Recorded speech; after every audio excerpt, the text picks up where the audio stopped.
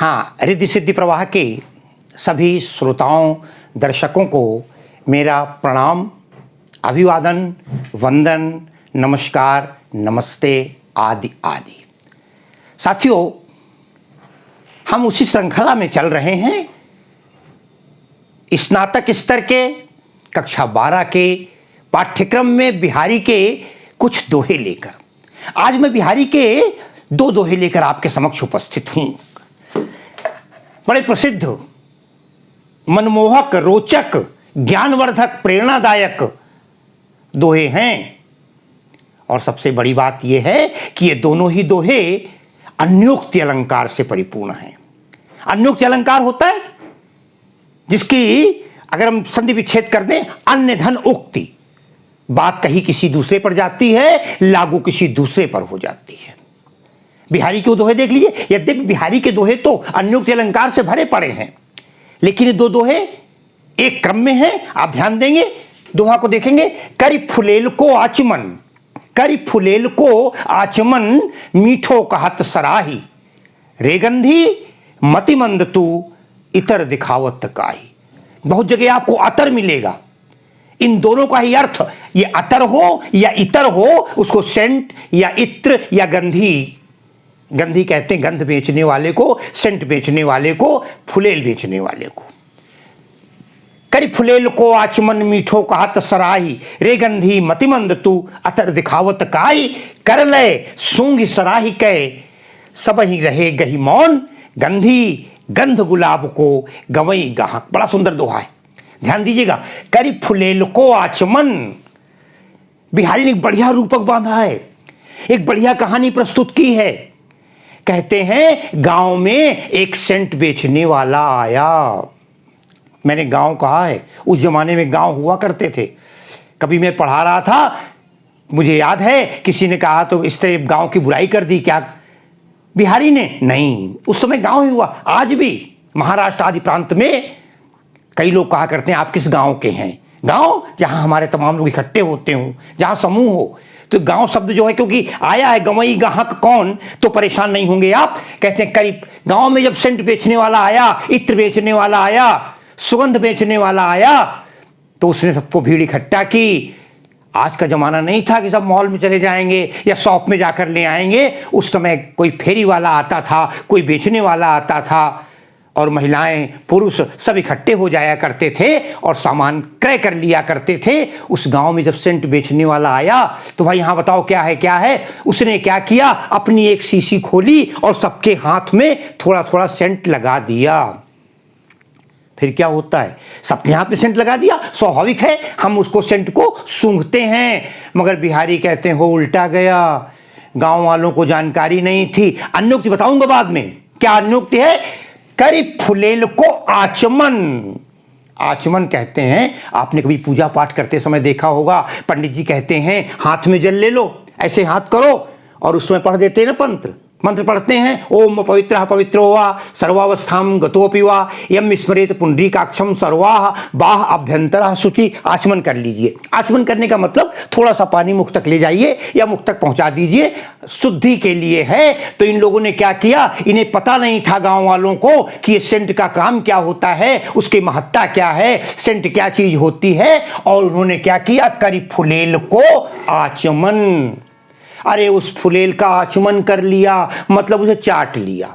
साथियों, विद्यार्थियों, आप सोचिए जरा, कहाँ सेंट महकता है, वो सूंघने के लिए होता है। हम परफ्यूम लगाते हैं जाते समय, और उन्होंने उस परफ्यूम को, सेंट को चाट लिया, आचमन कर लिया। करि फुलेल को आचमन, इतना ही नहीं, आचमन करने के बाद भी वो सोचे भाई एक आदमी बाहर से आया है, विक्रेता है, तो कुछ तो होगा। मीठो कहत सराही, और बोले वाह कितना मीठा है, बहुत मीठा है। मीठो कहत, मीठा कहने लगे, सराही, उसकी सराहना करने लगे, प्रशंसा करने लगे। कवि को हंसी आ जाती है, कहता है अरे करि फुलेल को आचमन, मीठो कहत सराय, रे गंधी, हे इत्र बेचने वाले, रे गंधी मतिमंद तू, अरे तू मतिमंद है, मूर्ख है, गंवार है, तुझे कुछ भी नहीं पता है। गंधी को संबोधित कर रहे हैं, रे गंधी मतिमंद तू अतर दिखावत काहि। किसको इत्र दिखा रहे हो? ये क्या जाने इत्र का महत्व, इन्हें इत्र के बारे में कुछ भी नहीं पता है, ये सेंट के बारे में नहीं जानते हैं। तुम्हारा सेंट अपने पास रखे रहो, इनको इत्र दिखाने की आवश्यकता नहीं है। साथियों, एक दो विशेषताएं, फिर दूसरा दोहा उससे बढ़िया आनंददायक है, जाइएगा नहीं कहीं। सबसे पहली बात तो ये दोहा छंद है, दो दोहे हैं इसलिए दोहा छंद, नंबर एक बात। नंबर दो, इसकी भाषा बिहारी की ब्रिज भाषा है, ब्रिज भाषा है। साथियों, माधुर्य गुण है, माधुर्य गुण है। और एक बात देखें, अलंकार देख लेते हैं। करी फुलेल को आचमन मीठो कहत सराय, रे गंधी अन्योक्ति मैंने आपको बताया ही है, इसलिए अन्योक्ति तो होगा ही।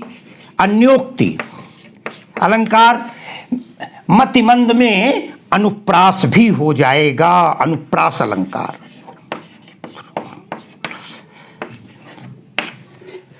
रे गंधी, गंधी को संबोधित किया जा रहा है। कविता में जहां किसी को संबोधित किया जाता है वहां संबोधन अलंकार भी हो जाया करता है, संबोधन अलंकार।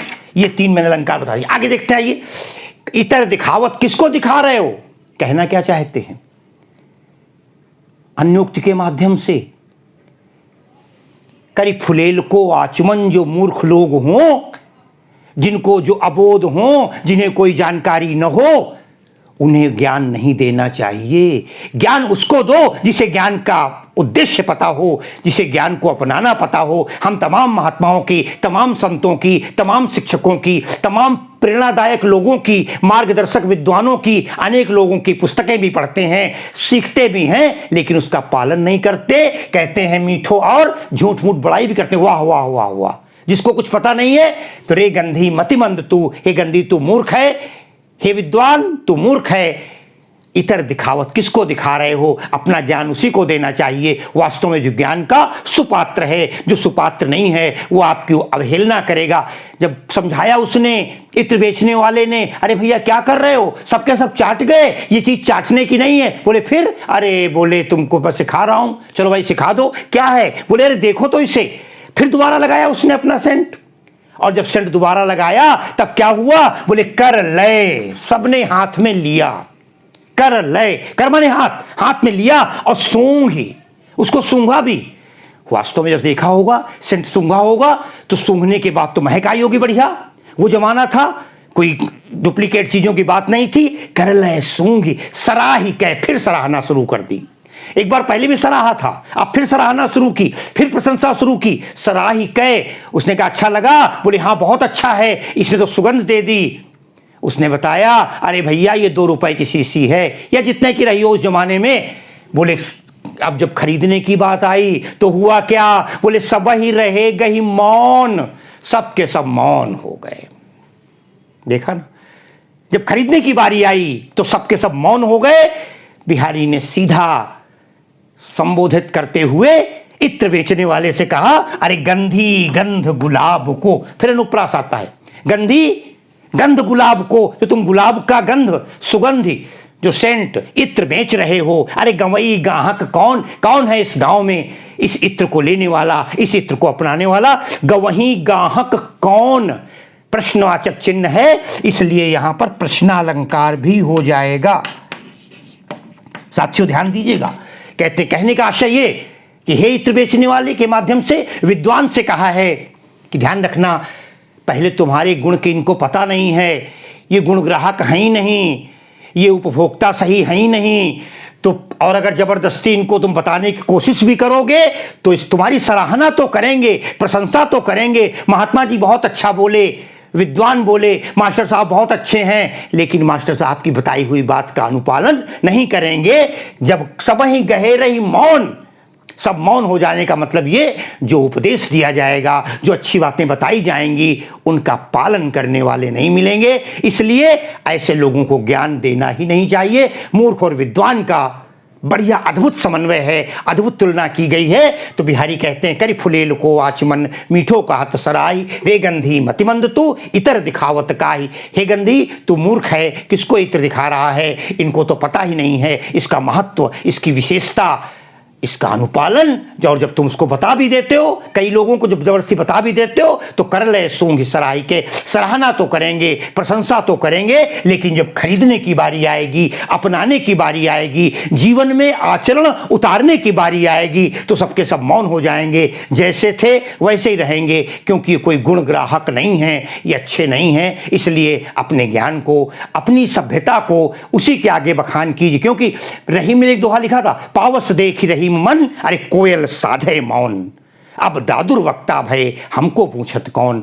उसी के सामने ज्ञान देना चाहिए, उसी को उपदेश देना चाहिए जो वास्तव में आपका सम्मान करे, आपका बताई हुई बात का जीवन में अनुपालन करें। हम रोज पढ़ते हैं सत्यमेव जयते, धूम्रपान खराब है, नशा खराब है, ईमानदार रहना चाहिए, मगर करते कहाँ हैं? और प्रशंसा करते हैं, आज बहुत अच्छे बोले नेताजी, मगर नेताजी की बातों का मानते कहाँ से हैं वो स्वयं में। तो कहने का आशय ये कि मनुष्य को उपदेश उसी को देना चाहिए जो उसका यथावत पालन करने वाला हो। और ये माध्यम था, अन्योक्ति अलंकार के माध्यम से बिहारी ने एक बहुत सुंदर इन दो दोहों को प्रस्तुत किया है। और इन्हीं दो दोहों की व्याख्या के साथ मैं अपनी आज की इस कक्षा को विराम देता हूँ। बहुत बहुत धन्यवाद।